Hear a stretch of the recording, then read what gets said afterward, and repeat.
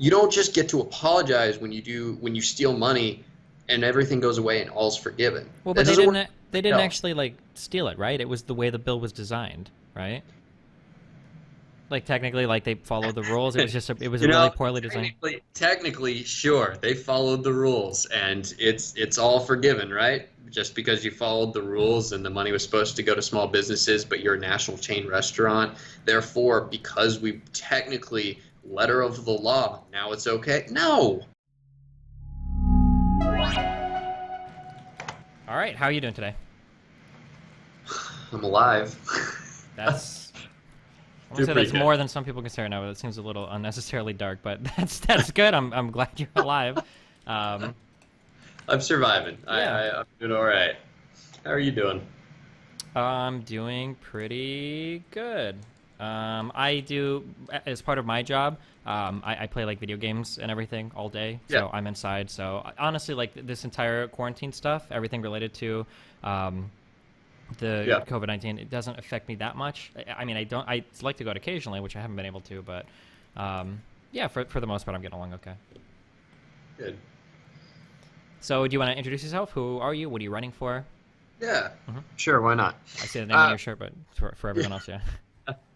my name's Adam Christensen. I am down here in North Central Florida. I am running for Congress for District 3, which encompasses Gainesville, Ocala, Palatka, most of North Central Florida, hmm kind of smack dab in the middle.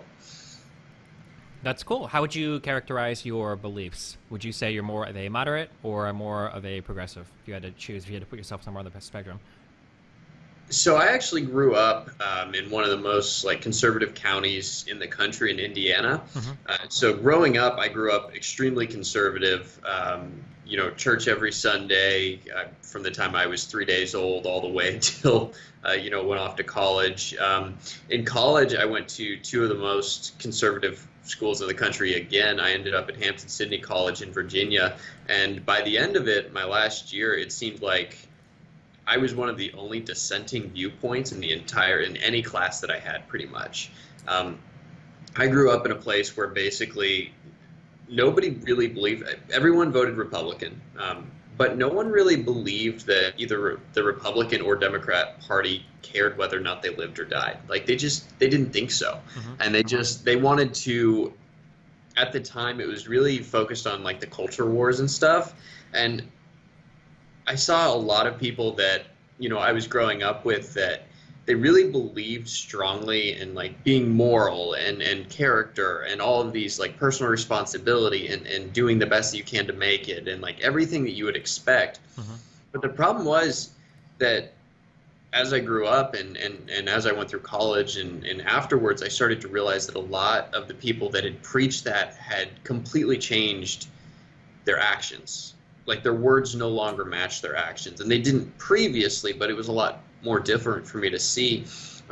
And I think like a lot of people that have grown up in kind of that environment and seeing 2001 and the trade towers and then the Iraq War and then 2008 and the recession and then now I think it's incredibly difficult to look around and say that we don't live in a world that is just completely screwed up, and it's been that way for a very long time.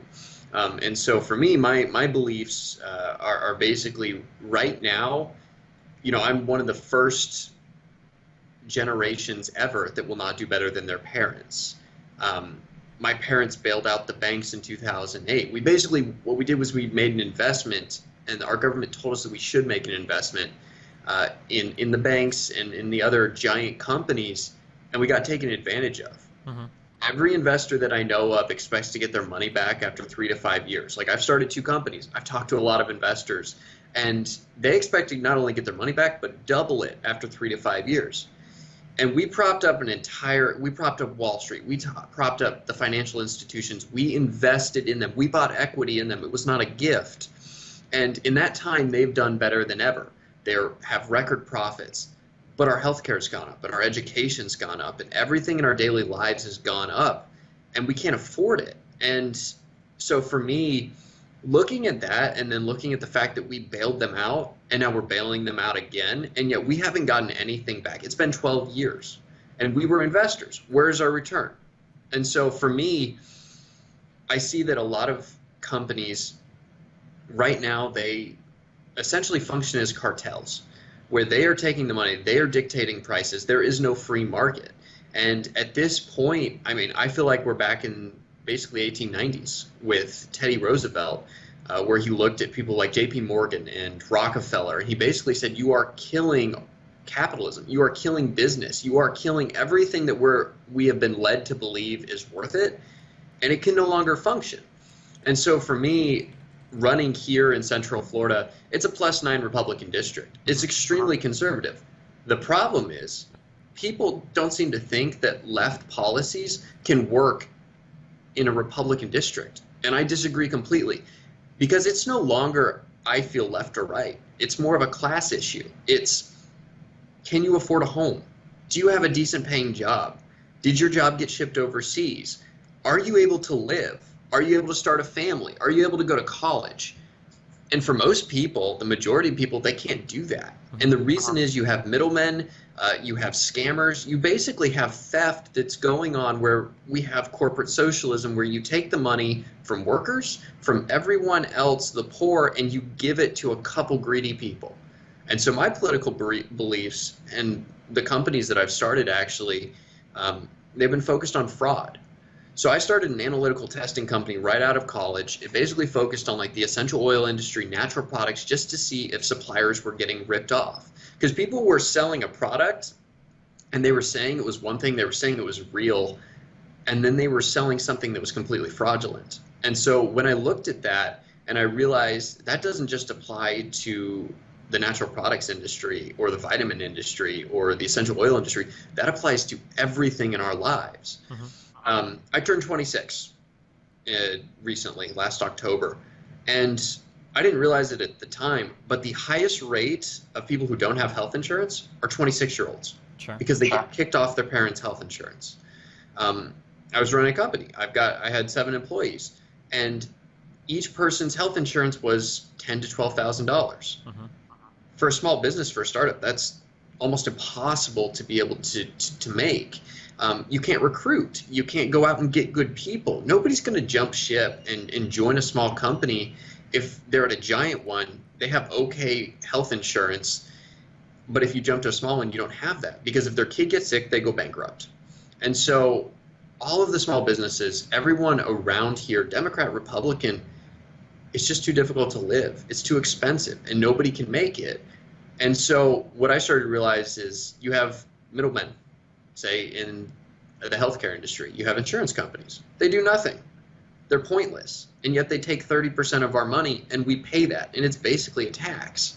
And so when I talk to people, Republican, Democrat, progressive, whatever, they all hate that. They all agree that that is ridiculous, and they don't like being ripped off. And so what we're doing down here in a very Republican district is essentially saying, look, populist economics, almost like a New Deal, federal jobs guarantee, Green New Deal, Medicare for all. These are all the financially good options. If you believe in personal accountability, if you believe in being good with money, if you believe, in being responsible, what people say are conservative values, then you should not be for the way that things are right now. And so basically what we are framing every conversation as is, what is good for you? Because for the majority of people, unfortunately, they don't care about most other people. They care about themselves. Sure. And so when you convince somebody that it's in their best interest to want Medicare for all, to want a federal jobs guarantee, to want to be able to save the planet so that, the people who live on the coast are not going to be your neighbors, like those are things they get behind. And so those are kind of my beliefs at this point. A lot of people would say I'm progressive, that I'm very left. And I would say that, yeah, I am, but I don't approach it that way. I see myself as moderate. And yet at the same time, I'm for Medicare for all. I'm for abolishing insurance companies. I'm for breaking up giant banks and giant companies. I'm for taxing Jeff Bezos at ridiculous levels because no one should be a billionaire. And I don't think those are far left or far right ideas. I think that they are extremely middle of the line.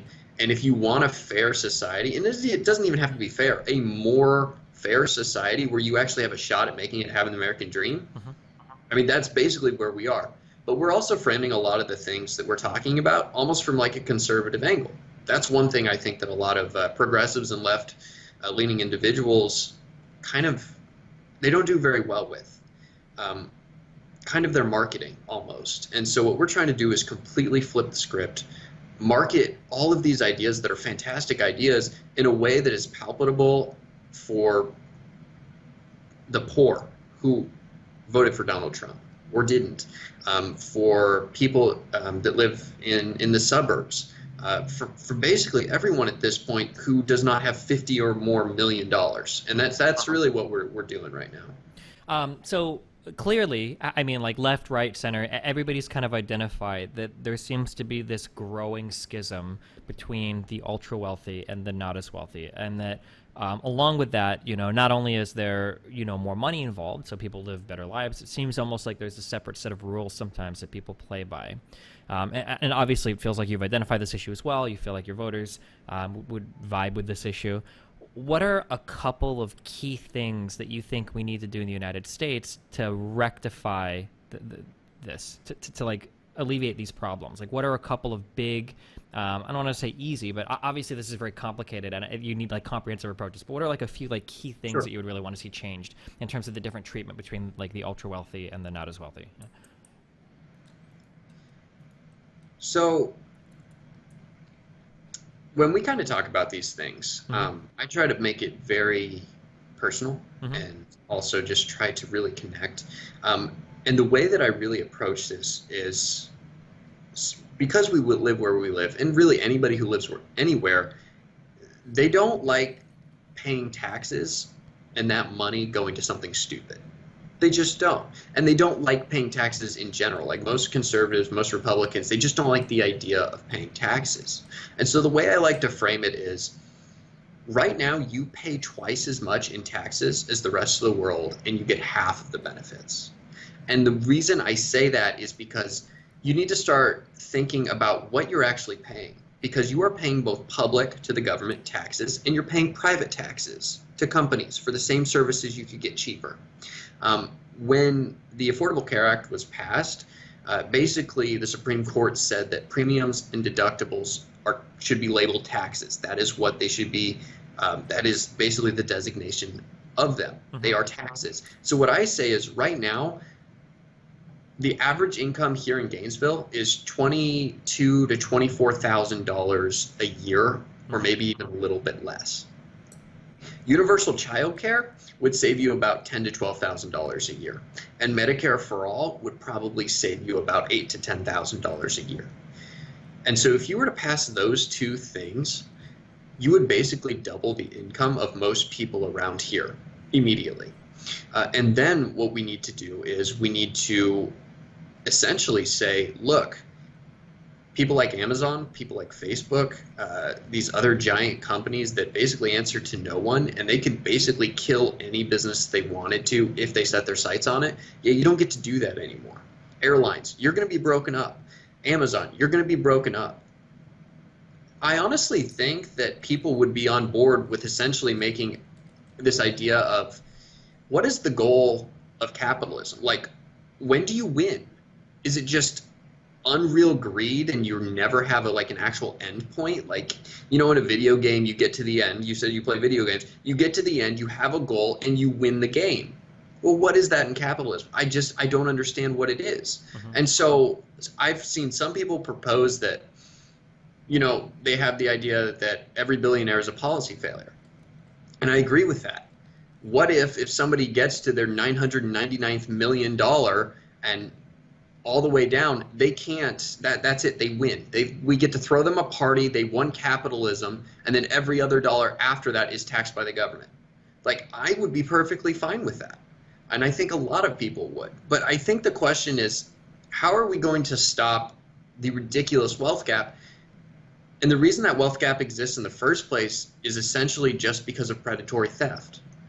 You create companies that are able to absolutely demolish all of their competition, completely stop the free market, and no small company can compete. When we talk about like startups and stuff, because I've done 2 of them, and I almost consider this campaign to be a startup as well. But you look at an industry that is not functioning properly, and you say, how can I go in and disrupt that industry? Well, right now we can't do that. When you're talking about going against people like Walmart, you can't disrupt that industry. When you talk about going against people like Amazon, what happens is you get to a certain level, you get just so big, and one of them buys you out and you consolidate.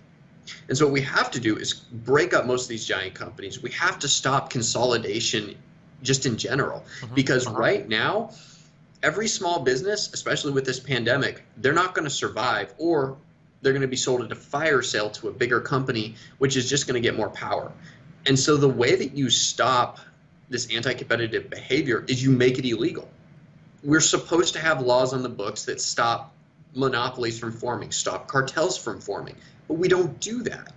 And places like Walmart, they're able to set up nationally, globally, and do just fine, and basically buy out everyone else.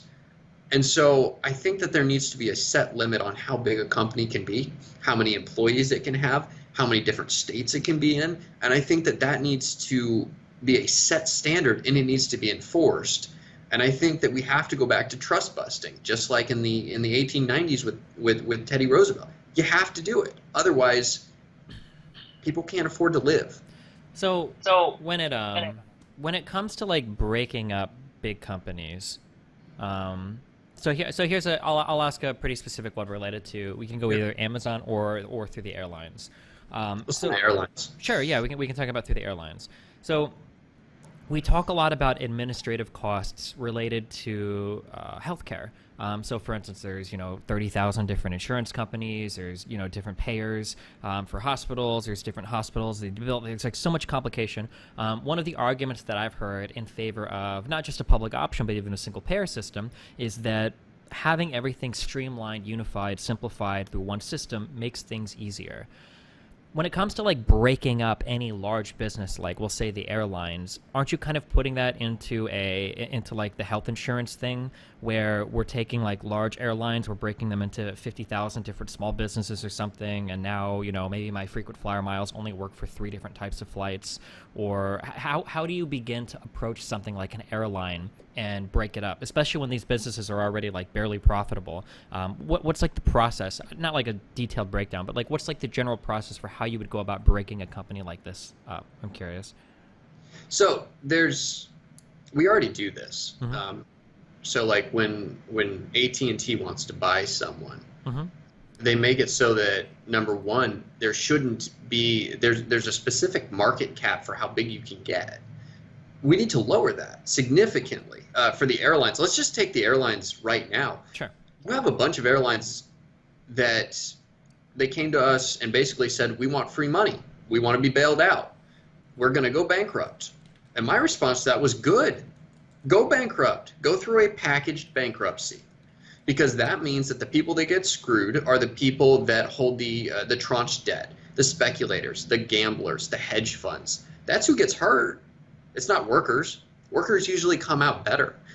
So for things like that, when you have airlines that basically say that we don't need this bailout, and if you put any stipulations on it, we won't take it.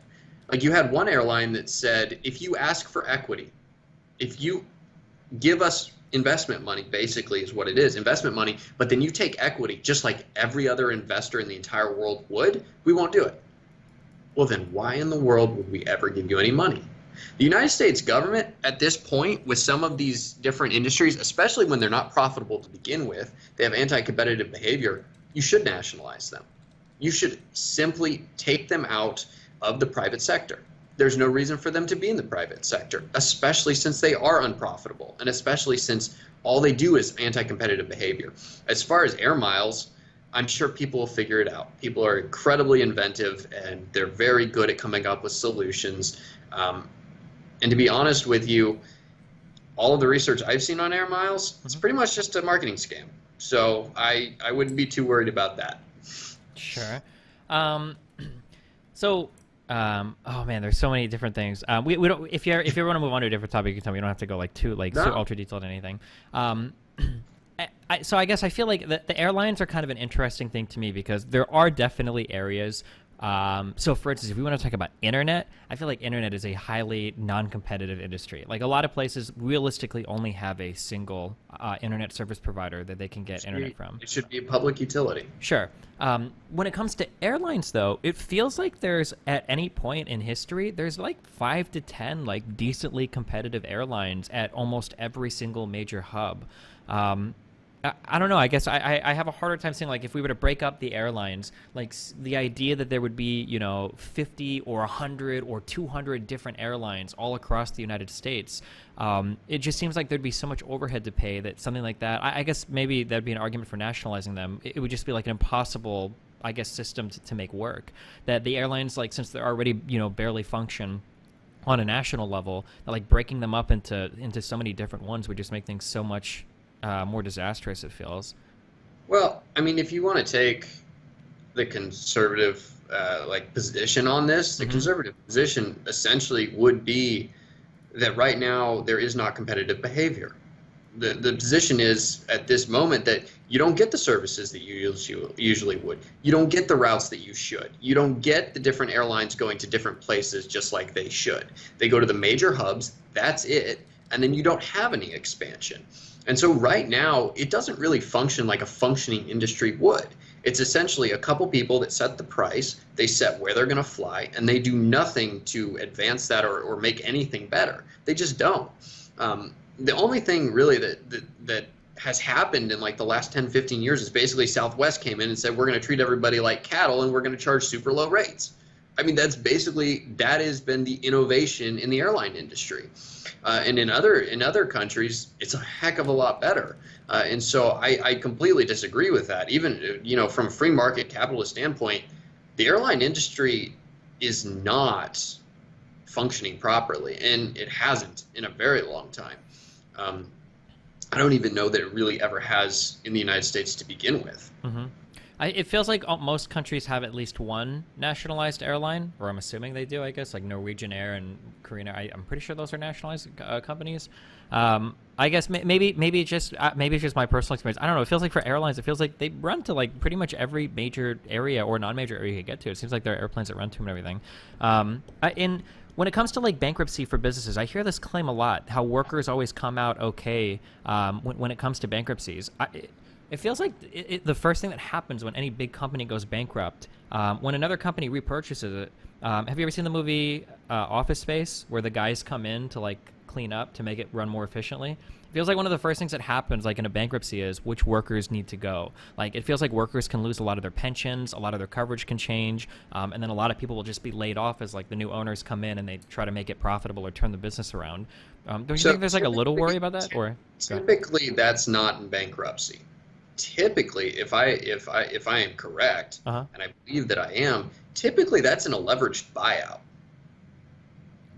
So, like you have the corporate raiders like Carl Icahn for 30 years. What did he do? He bought a controlling stake. Then he would come in. He would cut the pensions. He would use the board. He would basically just screw everyone and get as much money out as possible.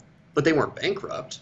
It was a leveraged buyout. When you actually go through bankruptcy, there should be protections on pensions, on workers, on basically the rights that people have that are employees. Like there are actual protections. But if you don't go through the package bankruptcy, there aren't those protections. And so what we saw a lot, especially in the 90s, was essentially giant companies would get corporately raided. Mm-hmm. They would get gutted. They would get stripped for parts.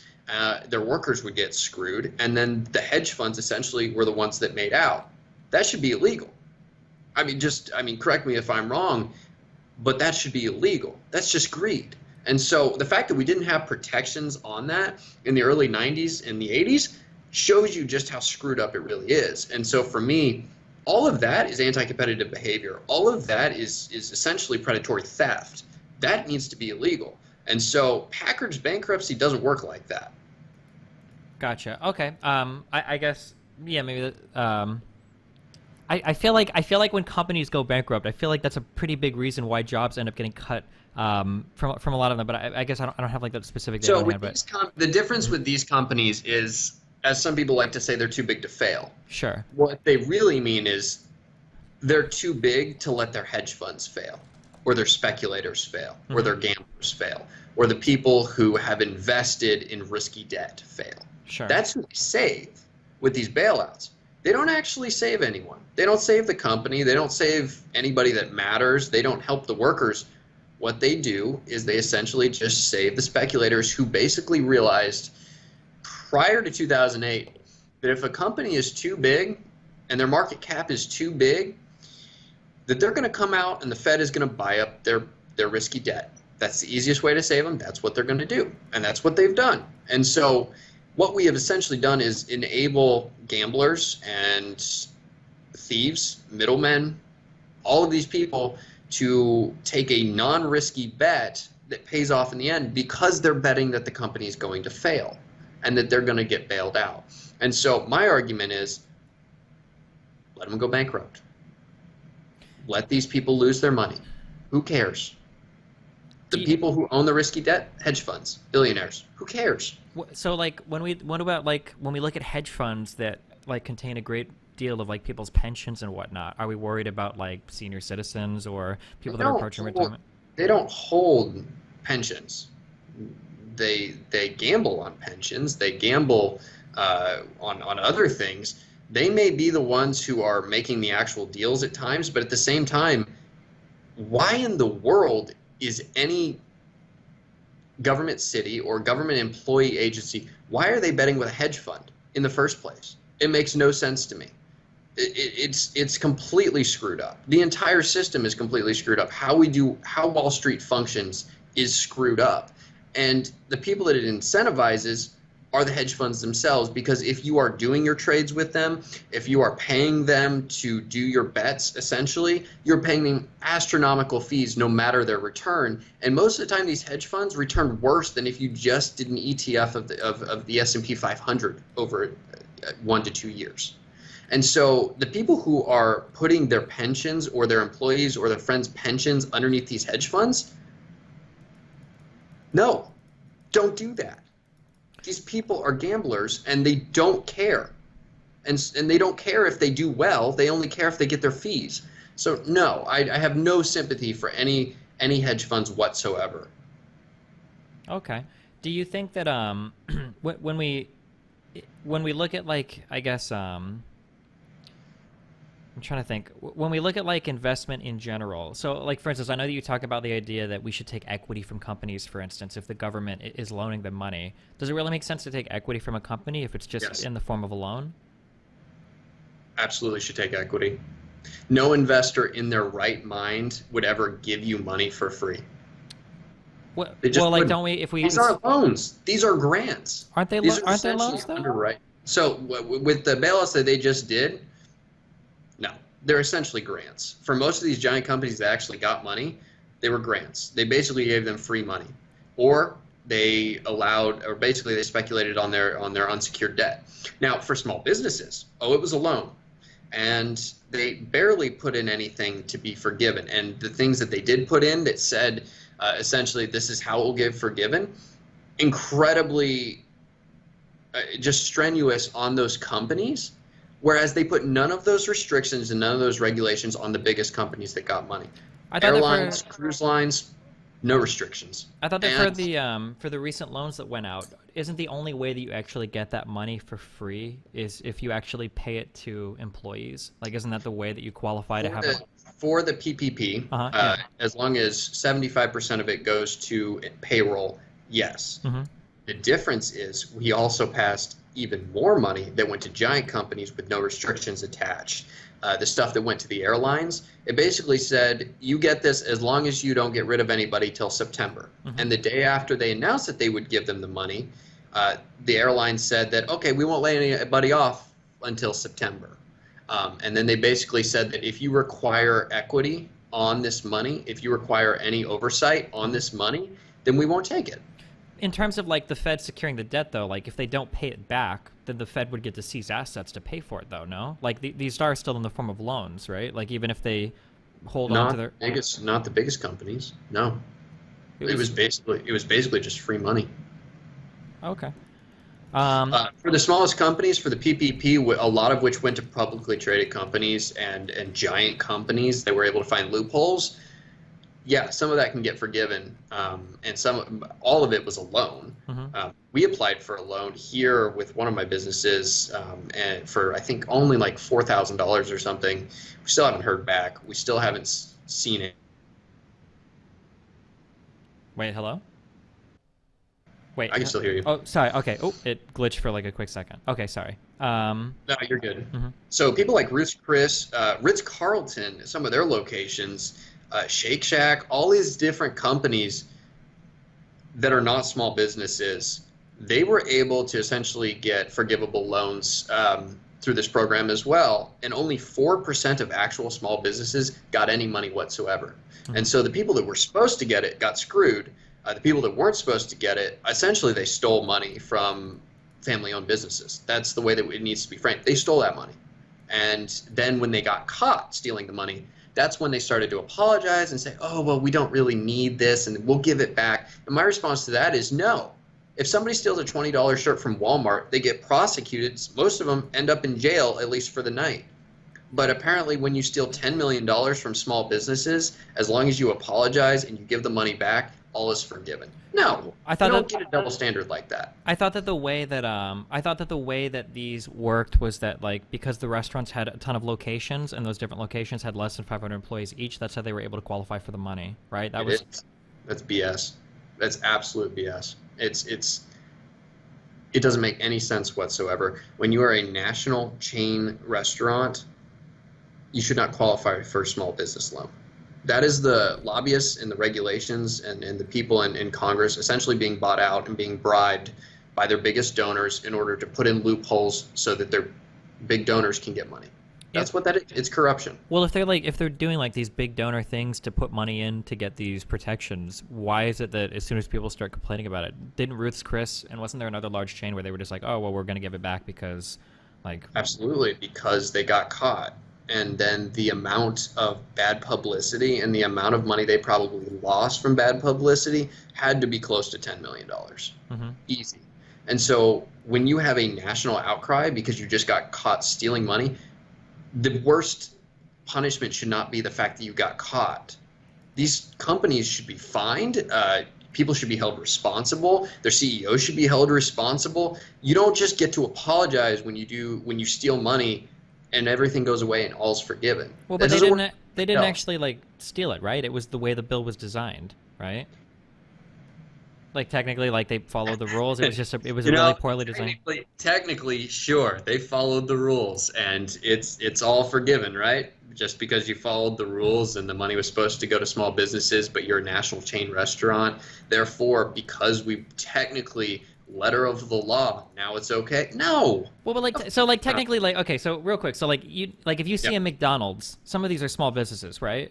Like, do you understand? No. Like, never. They're not small businesses. Nobody should be able to claim that a franchise or any location of a franchise is a small business. Well, but like by definition, can't I? Oh, your camera became disconnected for a second. It should be sorry, back okay. up. Like so, like by definition, let's say that me and my dad decide that we want to go into opening a restaurant and we don't want to do everything from scratch, so we're going to franchise from a larger company, and then we pay the fees for that. Isn't that like that's like a privately owned like? It's not a small business still. Why? But it has like a. It's not privately owned. It's a franchise. But it's privately owned by the people that run the traded company. It's a publicly traded company franchise. It is not a small business. So then anybody that has so if we say that we care about like small business owners, so any family owned like McDonald's or family owned like franchise or whatever, all of those people should be. Those are not small businesses. Okay. By definition, those are not small businesses. By any corporate definition, corporate law definition, those are not small businesses.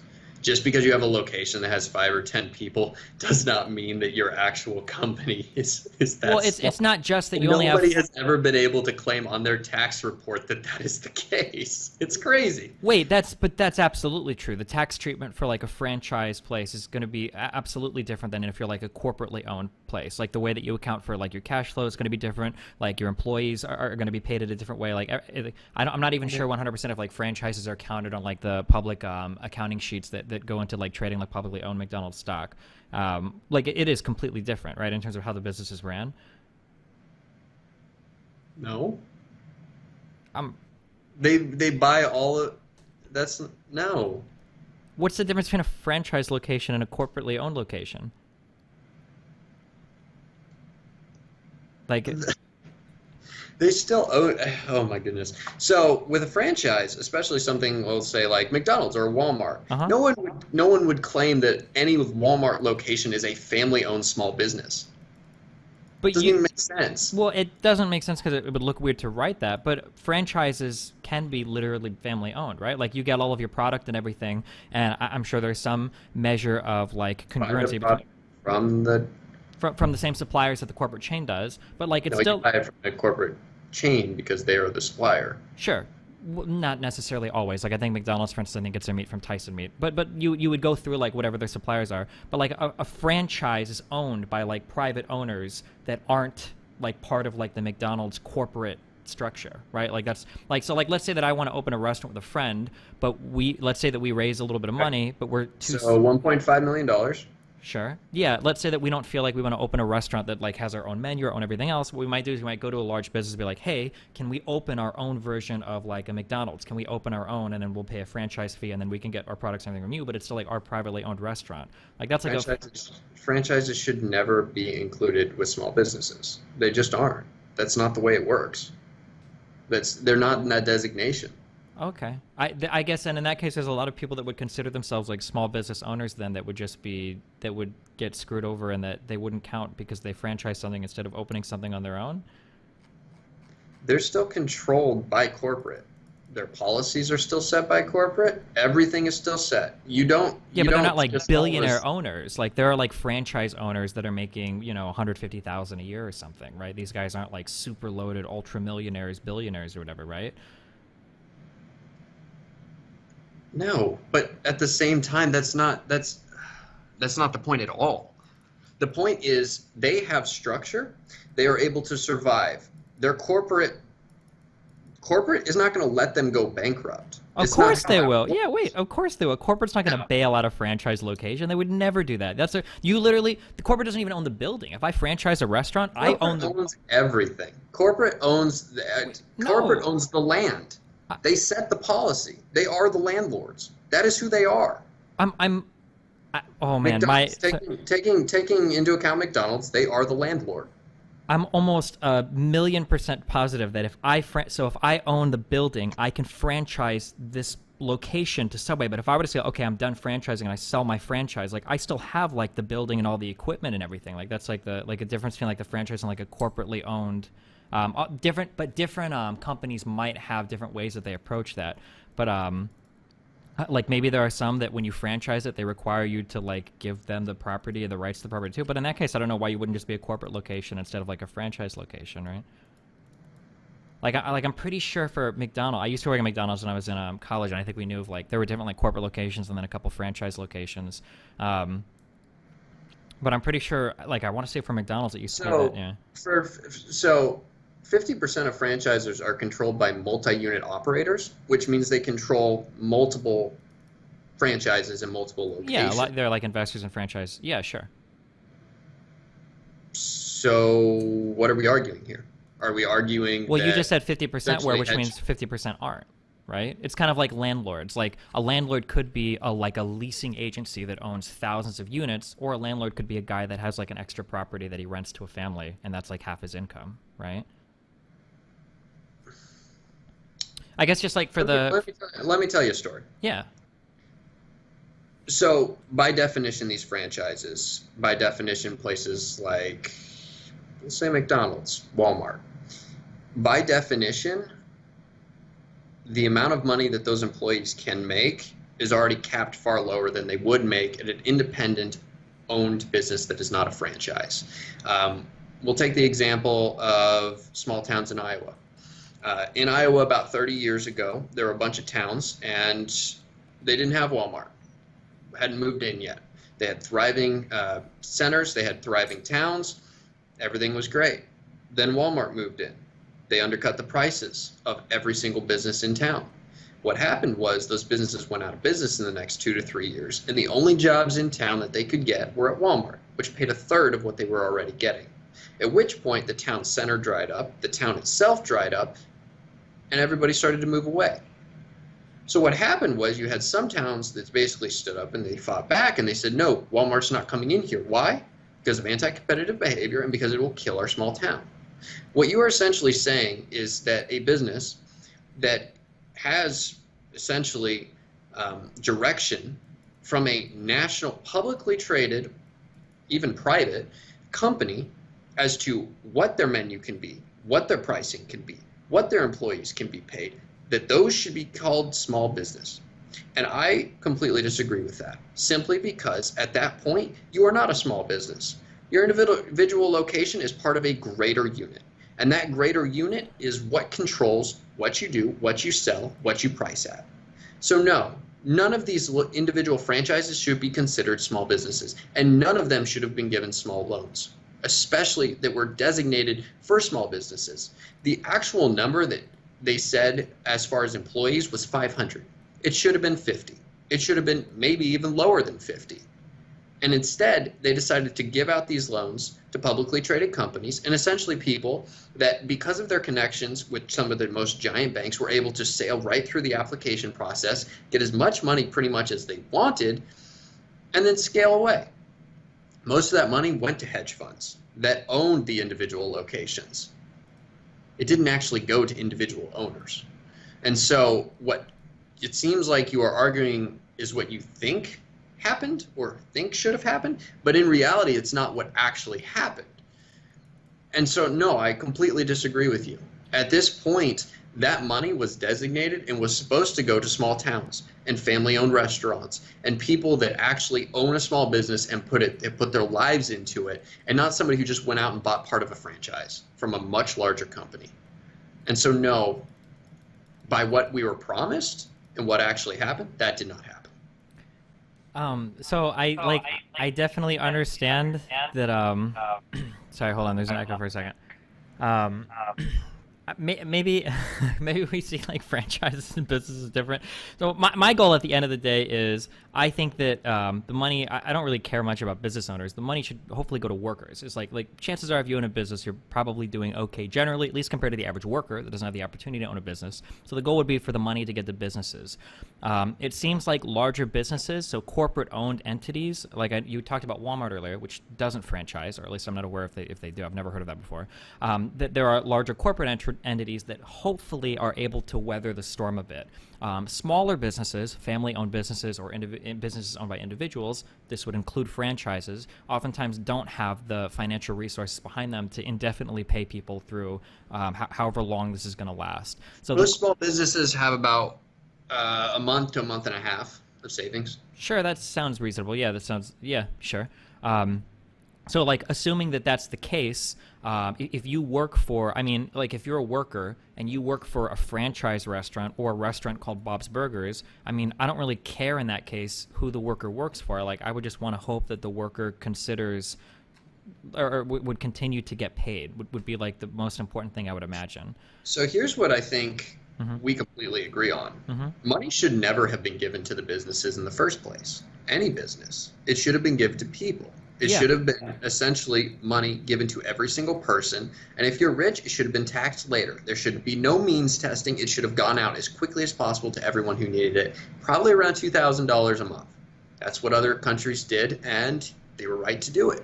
But we decided that we were going to take a top-down approach where we were going to pay companies who were then going to give it to workouts. And basically, it was a large-scale trickle-down economics, but through corporations.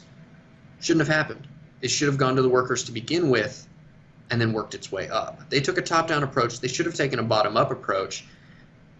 And I don't think companies should have gotten money at all, to be 100% honest with you. So I'm very sympathetic to both points of view. I mean, obviously, at the end of the day, we want the money to go to the workers, which is why, at least as part of the Paycheck Protection Program, I'm happy that in order for the forgiveness to work, they qualified that by saying you have to pay workers with this money, otherwise you're going to have to pay the money back. So I would say that like the PPP, as far as I'm aware of it, and as far as how much went out to the size of each business, like I'm pretty sure the vast majority of PPP loans were made in smaller amounts. It wasn't just big businesses gobbling that money up. It wasn't what? No. The majority of that money did not go to small businesses. The Only average 4% of those businesses actually got money. A small percentage of the businesses might have only gotten money because not enough was approved, which is true. 90% went to a couple hedge funds and two publicly traded companies. That's from the Paycheck Protection Program. Yep. So the Paycheck Protection Program, the average loan size was around $200,000, and I think 91% or less of that the size of that loan was like $2 to $5 million. Like the average loan size for the Paycheck Protection Program was pretty low. Now the separately approved corporate bailouts might have gone towards other companies. I don't know like how those were dispersed because those were worked out I think based like specifically to like the airlines and everything. I know that like different deals were made from the Fed to them. More than a third of that money went to either a publicly traded company or a hedge fund. And those loans, even if they aren't forgiven and even if they didn't use it for payments, had extremely low interest rates. Well, for the PPP, if you use it for payroll, I think it has. I know, you but get even it if for free. you don't, they have extremely low interest rates, so it's basically free money. It was basically who can get free money. That's what it was, whether or not you used it for payroll or not. Yeah, I think I'm pretty sure we're talking about two separate things. I'm talking specifically. No, I'm not. No, we're not. We're talking about the Payment Protection Program, the $350 billion originally that was supposed to go to small businesses. Yeah, so for that, 30 billion of that were loans that were over 5 million. So like a 0.25% of the total loans, and then 9% of the total dollar amount was that. Like between like the under 150K to 350K, there was over 100 billion approved, and the percentage of loans that was like 80% or 90%, or I think of like all the loans. When you combine all the money, about a third of it went to publicly traded companies or hedge funds.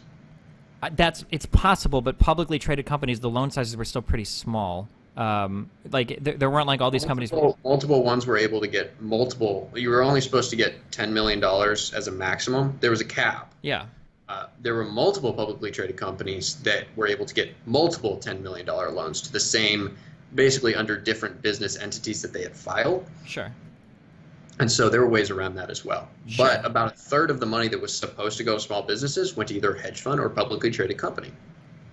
Yeah, I get, but then that's like a problem with like the organization of like the tax code or how we structure businesses in the U.S., right? Like I don't know how you would get around that in terms of like issuing out this program for like, it's kind of like when people are critical of Amazon not paying taxes, and it's like, well, do we get rid of carry forward losses on like income or what? Like I definitely agree that there are better ways that the money should have gone out. I guess but like calling it like stealing, like when it's just this is how the tax code is written, like it seems like that's. It doesn't matter how the tax code is written in a bailout that nobody actually debated. There was nobody in Congress that debated this bill. It was simply passed through. Well, because like you said earlier, right, that like we shouldn't have means testing or anything. Like people probably just wanted to get money out. People probably didn't want to get into the fine point of which companies specifically ought we exclude from different things versus like let's just like get money out as quickly as possible. That would be essentially they gave out $3 trillion and almost none of it when we were supposed to. So somebody better figured it out, but they didn't. Yeah, I mean. I don't know how giving away $3 trillion and saying, well, we just wanted to get the money out as quickly as possible, so who cares who gets it? I don't know how that's a good idea. Isn't that what you just argued for in terms of saying like no means testing on any money going out to like public people? Like wouldn't we be giving out like trillions of dollars and just indiscriminately to people? Isn't that kind of the same thing? We would be giving it individually to everyone, and then it would be taxed back at the end. There would be a way to recoup that from people who didn't need it. There's a difference. I guess, but then people would run into all of the problems they have right now with like, well, our taxes aren't high enough, or certain people are having to pay more taxes, or like in some ways, like people get negatively impacted by, receiving the additional income such that they don't get as much. So for instance, if you qualify for the earned income tax credit and you get like an extra, $2,000, you're probably going to get a little bit less back from the earned income tax credit. So we would have to like specifically tailor taxes to like, that seems like it would be like fairly complicated to deal with as well, right? Or would it? Taxes are really complicated in the U.S. Yeah, I yeah. don't know why anybody would be making this complicated. It shouldn't have been complicated. It was made complicated. Well, because Basically, you taxes live and in the United States, you get $2,000 per month until this thing is over, and then if you over a certain income, then you get it taxed back at the end. That's what it should have been. It wasn't. Sure, I agree. Instead, Yeah, we decided that everybody gets $1,200 once, and we're going to make sure that only certain brackets get it, and that's going to slow it down by a month or 2 months. No. hmm The quickest way to do it, if they wanted to do what they said they wanted to do, would have essentially been to write checks for 2 grand to every single person and then tax it at the other end for people who shouldn't have gotten it in the first place. Sure. That's the quickest, easiest way to do it. Instead, you give it to companies big and small, and you pay off debts, and you save gamblers, and then you try to, I don't know, maybe give it to small businesses who then eventually maybe it gets to their workers. And at the same time, everybody is losing their health insurance because they're no longer employed and the insurance offices don't work. So it's just been a cluster, Yeah, especially for small businesses, especially for startups, especially for people who didn't have very much money to begin with, because there's people who should have been helped. For instance, why would you give any money to banks? Why wouldn't you just put a moratorium on mortgage payments, give the money straight to the people so they can pay off their mortgage if that's what they need to use it for, and then the bank eventually gets their money? Instead, what we decided, or what seemed to be the idea, was you give money to the bank, who still then requires people to pay their mortgage or their rent, and basically they're just going to squeeze out as much money as possible, even though they're financially okay. Well, It just made no sense. yeah, well, the goal of like providing liquidity to banks is that you don't want like all of the credit markets and the loan markets to completely freeze, right? I think that was the main argument to giving money to companies instead of just giving it all to people too, is that like having people have money is good, but you also want corporations to survive and people to still have jobs at the end of the like quarantine, ideally as well. That like if you could, 20% unemployment. yeah, I mean, but maybe we would have 50% unemployment or 80% unemployment, right? That's like the idea. That didn't happen anywhere else in the world, and they didn't do that. I don't know how many other people in the world have taken the U.S.'s approach because of how They haven't. yeah, it's because of how late we were to everything. So like I think like because originally I was more sympathetic to the idea that like everybody should have just gotten more money and whatever for companies, like why not, because we're trying to give money to the workers at the end like anyway. But then it seems like at the end of the 2 to 3 month period or however long this lasts, ideally you would want people to still have their jobs, not just have gotten, you know, like $4,000 to $6,000 and now have to everybody go out and shop for jobs again, which seems like it would be like pretty disastrous as well. Although, yeah, like both ends of that are pretty rough depending on how things turns out. So you asked what the biggest I think at the beginning you asked what the biggest restructuring could have been. Yeah.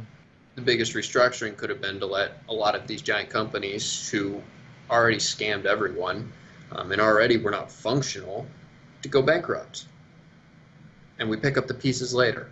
That is what should have happened. That would have been the biggest change, and it would have been great. You realize that when you say that, though, like none of these investors are hurt by that. None of them actually care. If I have, you know, $50 million net worth and you let my companies fail and I lose 10 million, it's whatever. Like the people that'll get hurt the most by that are the people that no longer have the jobs, the people that lose their pensions, the people that get shuffled around when these companies are, you know, acquired by other companies. Because not every. You have a level playing field coming out of a pandemic when you already have 20 to 25% unemployment, and now there's actual opportunity for your economy to grow as opposed to just going back to a predatory system. Who's able to seize on that opportunity at the end of an economic collapse? Is it going to be the guy that could barely afford groceries for the last 2 months, or a multimillionaire guy whose net worth you've decreased by 20%? Like, at the end of these disasters, if we let everything just collapse and fail, the only people that are going to be poised to take advantage of things when the system comes back are going to be the people that were already wealthy prior to it, right? Like, it seems like if we're trying to, take a lot longer. It won't. A lot longer as far as years not. It would literally be a buyer's market for these people, right? We already know that labor is going to be cheap as hell because the job market is going to be flooded with new workers. So it's going to be incredibly easy to start a money. It's going to start a new business with very low cost because labor is going to be low. There's probably going to be a lot of credit opportunities because of all the injections going into the banks from the Fed. And the people that are always the most poised to take advantage of that are going to be the ones with all the capital who aren't going to lose. It's not like you're seeing like Jeff Bezos is never going to be out on the streets because of like bankruptcies or because of companies collapsing, right? Like that's like people like that are never never going to be impacted. You're not going to see these millionaires who have lost all their money. Like, the only people that are truly getting destroyed are going to be the people that had the pensions built up at companies that get reacquired, or the workers that lose their jobs because, you know, when their company got bought, or because there's no business and they can't afford it. Like, I agree with you that all these problems exist and need to be solved for sure, 100%. It just feels like letting everything just like fall into disarray and saying like, well, we'll pick up the pieces. I mean, the people picking up the pieces are going to be the people that already have all the capital anyway, I guess, is like the thing that it seems to me. This is the wealth gap there. What? The difference is what you just said. You basically asked what the difference was. The difference was, 40, 50 years ago, the CEO, he made 300 times what his lowest employee does, and now he makes 3,000. Well, that's not the average CEO to worker pay, right? We're talking about like the massive. Things are never going to be perfect. That's what we have to understand. The question is, can we make them marginally better? Yes. If you break up these companies and actually have competition and make those rich people actually have to fight and compete again, things will be better, at least for a little while. Nobody's saying it's going to be perfect forever, but it's a better alternative to what we're going to do. Okay. Let's shift gears from this because we got really far down. Florida is obviously an important state. Can go one way, can go another way. I think that in the district that you're in was pretty heavily Republican in the last election cycle. It's a +9. But there's no incumbent this year, so that helps a lot. And then there's also, I believe, 14 different people running on the Republican side. So they're all gonna, it looks like wipe themselves out, their money, everything. So it's going to be interesting for sure. We're definitely going to have a shot. How many people are running on the Democratic side right now for it? Just other than us, 2. Okay. Is it an open primary, or do you have one on each side? There's one on each side. Okay, cool. Do you guys feel like, so I'm not behind the scenes working on any of these campaigns. Is there a lot of coordination with like national level Democratic institutions that are trying to, like, when you look at like swing states or really important districts that you guys get funding for, or is your district a little bit too red to reach out to those people, or what kind of coordination do you have for that? I've been kind of surprised by that because I was expecting a lot more coordination, and we may get it, but we really haven't heard or seen anything at this point as far as national help or otherwise. It doesn't really make a whole lot of sense to me that this wouldn't be a target district, especially for the DCCC. It's perfect for it. So I'm confused by that. But we'll see. We'll keep trying to reach out and trying to get them to take this seriously. But as of this moment, we haven't really heard anything. Gotcha. So I know that. Geographically, where in Florida is your district? Did you say Gainesville? Yep. Gotcha. Basically 30 miles surrounding on all directions. Okay. Hold on. I have family that lives in Florida. I've spent a lot of time like in Miami and Orlando. I'm just trying to see. Okay. Really far away. Gotcha. I'm asking because I've seen like all the beaches open and everything, and people are obviously really critical in some ways of how Florida's dealing with the quarantine. Has this like impacted your guys' like ground game recently in terms of getting out, knocking on doors, handing out flyers? Like, how do you guys like function right now in like the COVID-19 environment for campaigning? Has it changed your approach at all? We completely switched to digital pretty much. So no, we haven't been knocking on doors. We haven't been able to do like actual like ground game work. It's been mostly social media, digital organizing. As soon as the pandemic hit, we were out getting petitions to get on the ballot, and we basically had to shift everything. So that's kind of where we went. It's going well. A lot of other people can't do anything right now, which is good for us, I think.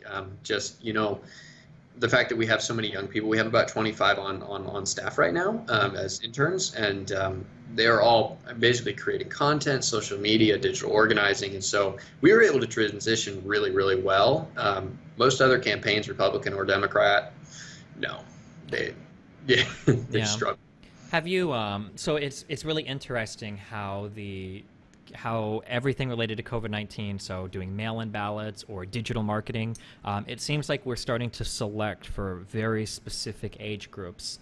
So for instance, it seems that older people tend to vote, but for digital marketing, it seems like that would tend to hit like a younger audience. Are these things that you guys consider at all when you're kind of running your campaign, or how do you make an effort to reach older audiences if digital marketing is the way that you're doing it now? Is that something you try to target? Or? Yeah, so what I've noticed is the demographics by platform are Hmm. very different. Yeah. So Twitter's most of the time far younger. Yeah. Then like Facebook. Fa- Facebook is far older, far more conservative. That's just kind of what we've seen. So as far as that goes, obviously you're able to do marketing and ads based on age as well. So you can do that. It just Yeah, well, that's kind of what we've noticed is by the different platforms like TikTok and Twitter, it's more lower ages. Hmm. Do you guys? Is there a lot of polling in your district right now to kind of see how you're faring against your Democratic rival, and then what the general is shaping up to be, or? No, I don't think there's really any polling whatsoever. I know that some of the Republicans have done internal polls, Hmm. but other than that, there really isn't a whole lot of data, and it's obviously a lot more difficult right now because of the pandemic. Yeah. Have you lived in the Gainesville area? Is this like a place you've lived in your whole life, or have you kind of moved around a lot, or? I moved down here right after college to start the first company, so I've been here about 4 years now. Okay. And started two companies here. Gotcha. Um, why of all the so this is something I'm curious about of all like Yeah. the different positions you can run for, whether it's Senate, Congress, or something local, or like like state legislature, why Congressman, House of Representatives, I guess. What drew you to this? Like, why do you feel like this is the place where you can affect the most kind of change that you're looking to do? Yeah, so I filed in January. Mm-hmm. But right before that, I had the two companies going well, life's good. And I started looking around, especially after, we started to try to provide health insurance and realized just how expensive and how screwed up the system was. And I was like, I'm going to go help financially or volunteer or whatever with whatever campaign is going to be running because this is like the 1 year that Democrats could flip this district. Mm-hmm. 100% believed it. And so I started looking at the two candidates that had already announced that they were running. One claimed that he wasn't a Democrat and he didn't basically have any positions whatsoever online. And the other guy was a really nice guy. I just didn't think he could win. And at that moment, I was like, I don't see either of these guys as being viable. And I don't see anyone who's trying to represent me or people I know or the difficulties that we're seeing, especially my generation. I don't see it. And so what does it take to actually get on the ballot? And so I grabbed the puppy, went out, started getting petitions, got about 600 of them in 2 weeks, Mm-hmm. and basically just started telling people, look, like, I think we can do this. And within 2, 3 weeks, we had 5 and then 10 and then 15 different people that jumped on, all under the age of 26. They were like, yeah, like, we need to do this. We don't see anybody that we can support that actually, like, will change things, Mm-hmm. but we can't. And so basically, I told all of them, I was like, look, I'm running, but it could be anyone. It could be any of us, and I would be backing you the same. As long as the things that really matter at the end of the day are the policies and what we're actually fighting for. And so what I typically tell people, and they say, like, why are you running? And I say, look, like, me and people my age, like, we're not asking for much. We just want to be able to afford a home someday, start a family, and have a little bit of money left over at the end of the month. And we don't think that's very radical. And that's it. That's the entire pitch, is that if you work 8 hours a day, you should be able to afford those things. You should be able to have a decent life. You should be able to be a postman at USPS and be able to afford a home. And people can't now. And so that's just kind of what I've seen, and one of the biggest reasons that, like, I jumped in, and then so many people have jumped in as well, is our lives are they're so expensive. Everything is built up to stop us from being able to survive, and we don't feel like we have a choice anymore. Mm-hmm. And so for me, I'm running because I don't have a choice. Like, I still can't get a mortgage. I've owned two different companies for 4 years, and I still can't get a mortgage. I was able to get a business loan before I was able to get a loan from a bank for a house. And I know that I am in one of the best spots of anybody that I graduated college with, high school with. I'm doing very well, and yet I still can't do the basics, which doesn't make any sense to me.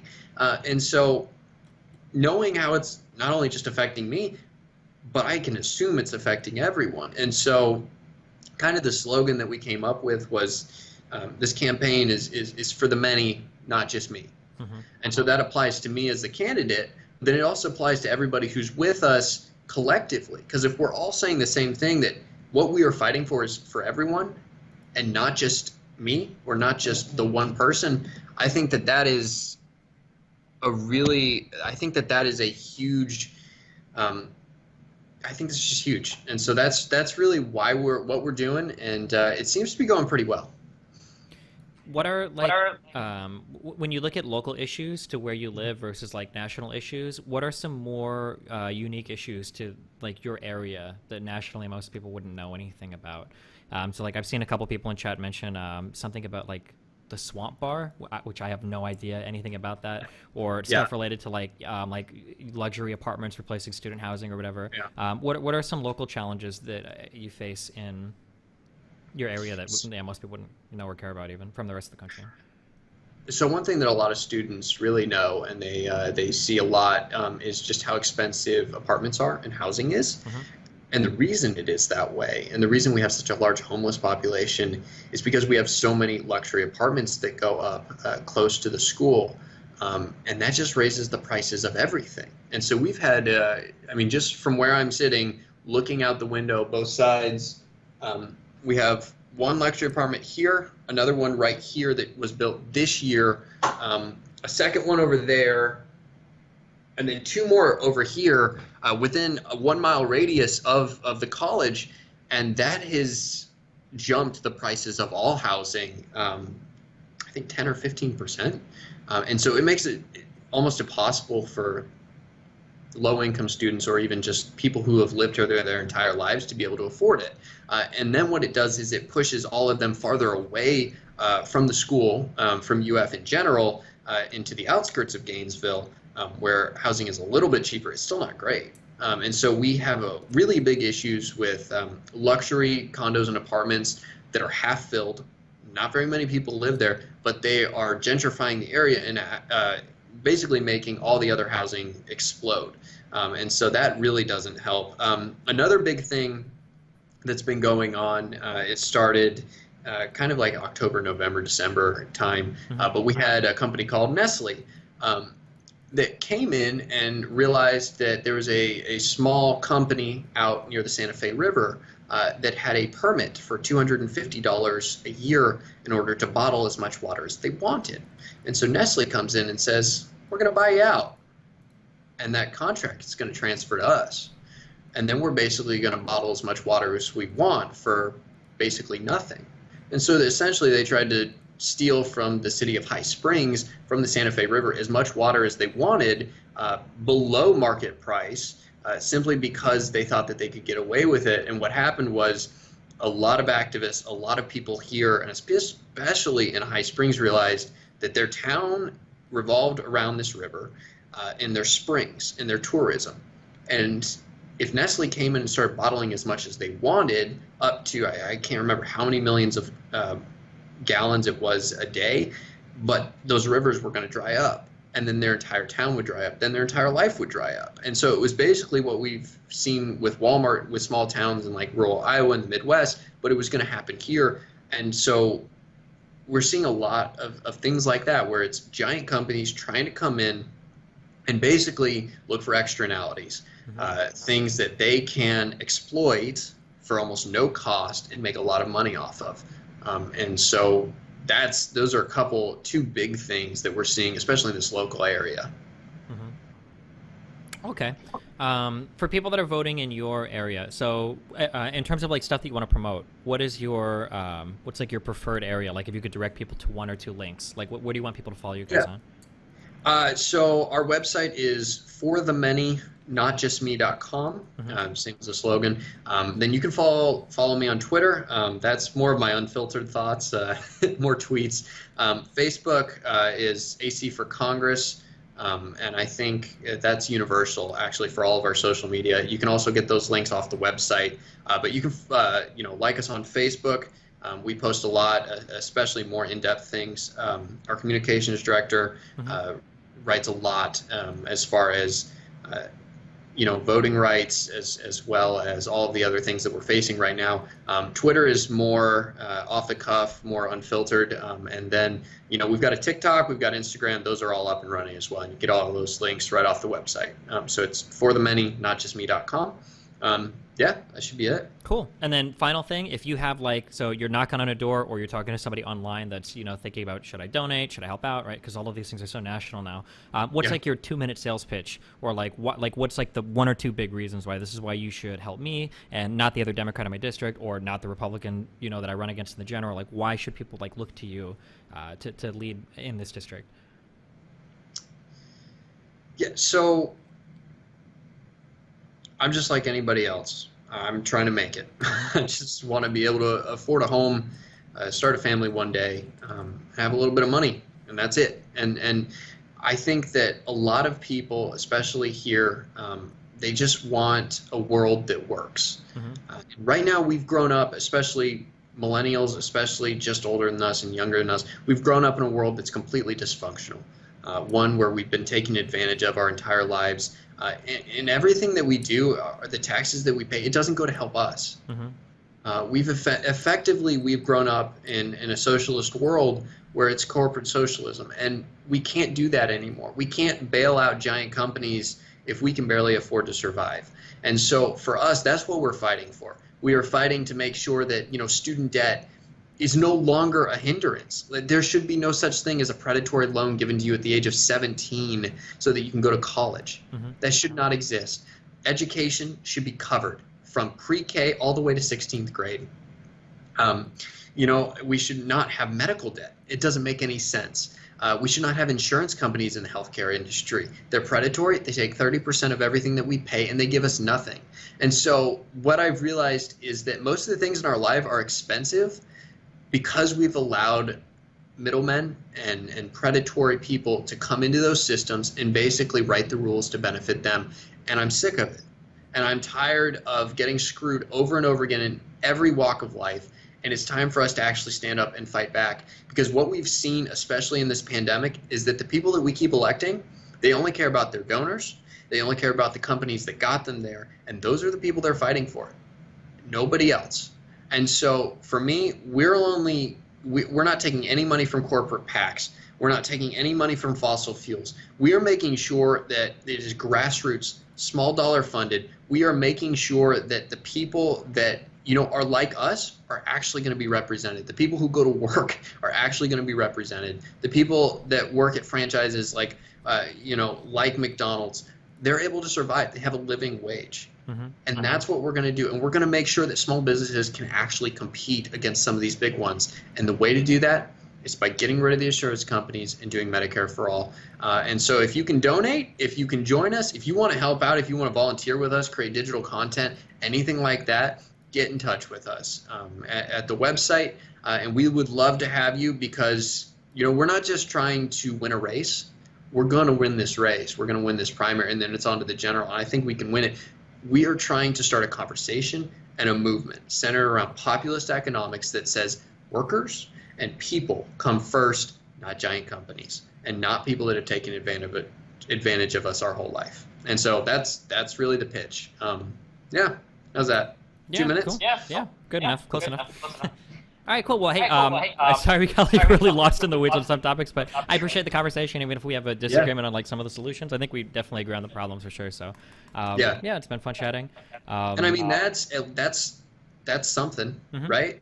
A lot of people don't even agree on the issues. Sure. A lot of people don't even think that, we have these issues to begin with. And so for me, it's revisionist history, and we have to fix the actual things that are wrong, not just keep slapping Band-Aids on open wounds and hoping it heals on its own.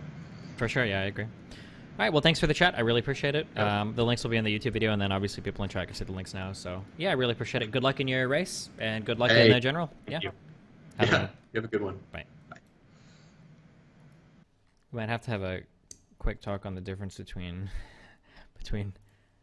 a franchise and a corporate-owned business. It's actually really hard to run trials on drugs that might actually work, because when people go to sign up for the trials, nobody wants your random shit or